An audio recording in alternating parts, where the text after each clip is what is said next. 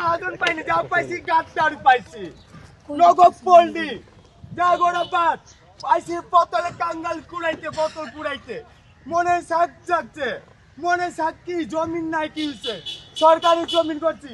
এ ভাই সামনে খাদ্য অভাবে আইব, আমাদের দেশে খাদ্য ও অভাব আইব, ওতে জায়গা জায়গা খালি আছে, ওই জায়গা ফসল করে চাষ করেন, আমাদের কিছু লাগলে দোয়া করলেই হইব, পরামর্শ এইটুকাই দিলাম।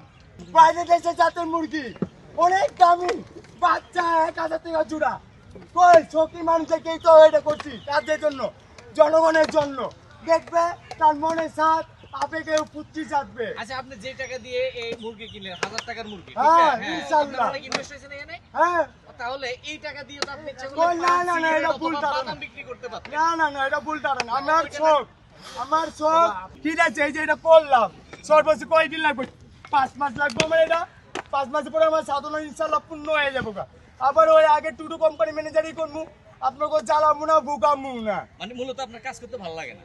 কাজ করে আমার নিজের কাজ ভালো, হ্যাঁ। নিজের কাজ নিজেরটা পছন্দ করি, পরেরটা কাজ করতে এখন পছন্দ করি এই জায়গা তো আপনার না, না, এটা আমার না। তাহলে আপনি এখানে ধান লাগাই চাষ এই ধান করতেছেন। কই, ওটা ধান লাগাইছি, আল্লাহ জমিন, আল্লাহ জমিন, আমি আল্লাহ তাআলা একটা সৃষ্টিকর্তা বান্দা, আমার জমিনে যেখানে পা যাবে ওটাই আমার আল্লাহ তাআলা জমিন।